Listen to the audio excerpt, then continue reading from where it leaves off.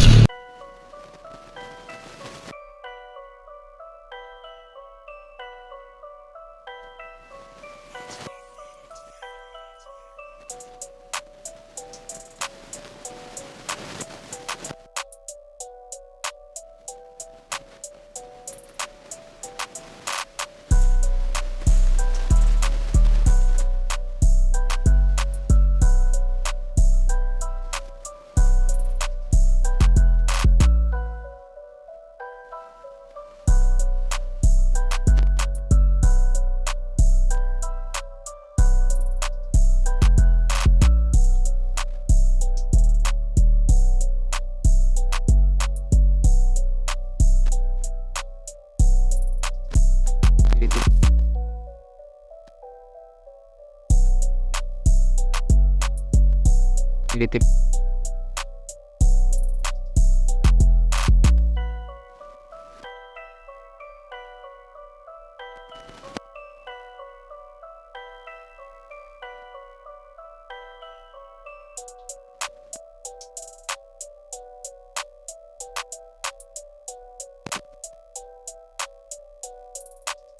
ಮಾಡ್ಕೊತಾ ಇದ್ದೀನಿ.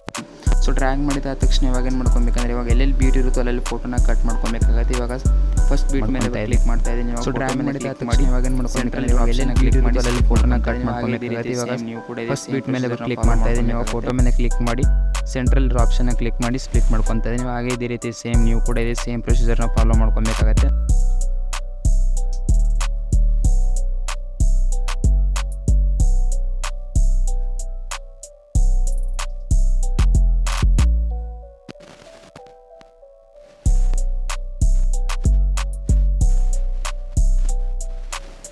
ಆಗೋದಂತ ನೋಡೋಣ. ನೆಕ್ಸ್ಟ್ ಹೋಗಿ ಈ ಒಂದು ಪ್ರಾಜೆಕ್ಟಿಂದ ಬ್ಯಾಕ್ ಬರಬೇಕಾಗತ್ತೆ. ಬ್ಯಾಕ್ ಬಂದು ಶೇಕ್ ಎಫೆಕ್ಟ್ನ ಓಪನ್ ಮಾಡ್ಕೊಬೇಕಾಗತ್ತೆ. ಓಕೆನಾ, ಶೇಕ್ ಎಫೆಕ್ಟ್ನ ಓಪನ್ ಆಗೋದಂತ ನೋಡೋಣ. ನೆಕ್ಸ್ಟ್ ಹೋಗಿ ಈ ಒಂದು ಪ್ರಾಜೆಕ್ಟಿಂದ ಬ್ಯಾಕ್ ಬರಬೇಕಾಗತ್ತೆ. ಬ್ಯಾಕ್ ಬಂದು ಶೇಕ್ ಎಫೆಕ್ಟ್ನ ಓಪನ್ ಮಾಡ್ಕೊಬೇಕಾಗತ್ತೆ. ಓಕೆನಾ, ಶೇಕ್ ಎಫೆಕ್ಟ್ನ ಓಪನ್ ನಿಮ್ಗೆ ಈ ರೀತಿ ನೋಡೋದಕ್ಕೆ ಸಿಗುತ್ತೆ.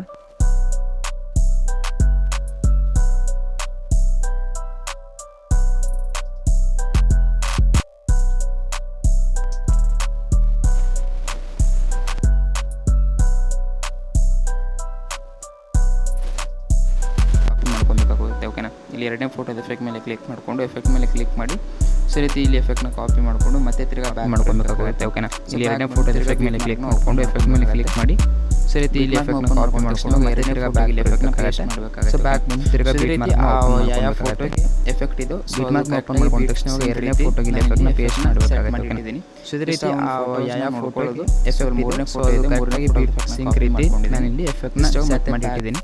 ಜಸ್ಟ್ ಆ ಒಂದು ಫೋಟೋಸ್ನ ನೋಡ್ಕೊಳ್ಳೋದು. ಸೊ ಮೂರನೇ ಫೋಟೋ ಇದೆ, ಮೂರನೇ ಫೋಟೋಗೆ ಎಫೆಕ್ಟ್ನ ಕಾಪಿ ಮಾಡ್ಕೊಂಡಿದ್ದೀನಿ. ಸೊ ಇದೇ ರೀತಿ ನಿಮ್ಮ ಮತ್ತೆ ಫೋಟೋಸ್ಗಳಿಗೆ ಒಂದೇ ಒಂದು ಫೋಟೋ ಇರುತ್ತೆ. ಜಸ್ಟ್ ಇದೇ ರೀತಿ ನೀವು ಎಫೆಕ್ಟ್ನಲ್ಲಿ ಪೇಸ್ಟ್ ಮೂರನೇ ಫೋಟೋಗೆ ಎಫೆಕ್ಟ್ನ ಪೇಸ್ಟ್ ಮಾಡ್ತಾ ಇದ್ದೀನಿ. ಸೊ ಇದೇ ರೀತಿ ಕಾಪಿ ಮಾಡೋದು ಫೋಟೋಸ್ಗಳಿಗೆ ಮಾಡ್ಕೊಬೇಕಾಗುತ್ತೆ. ಒಂದೇ ಒಂದು ಫೋಟೋ ಇರುತ್ತೆ, ಜಸ್ಟ್ ಇದೇ ರೀತಿ ನೀವು ಎಫೆಕ್ಟ್ನಲ್ಲಿ ಪೇಸ್ಟ್ ಮಾಡ್ಕೊತಾ ಬರಬೇಕಾಗತ್ತೆ. ಓಕೆನಾ, ಸೊ ಪೇಸ್ಟ್ ಮಾಡೋದು ಕಾಪಿ ಮಾಡೋದು ಪೇಸ್ಟ್ ಮಾಡೋದು ಮಾಡ್ಕೊಬೇಕಾಗತ್ತೆ. ನಾನು ಯಾವ ರೀತಿ ಮಾಡ್ತಿದ್ದೇನೆ ಅದೇ ರೀತಿ. ಓಕೆನಾ,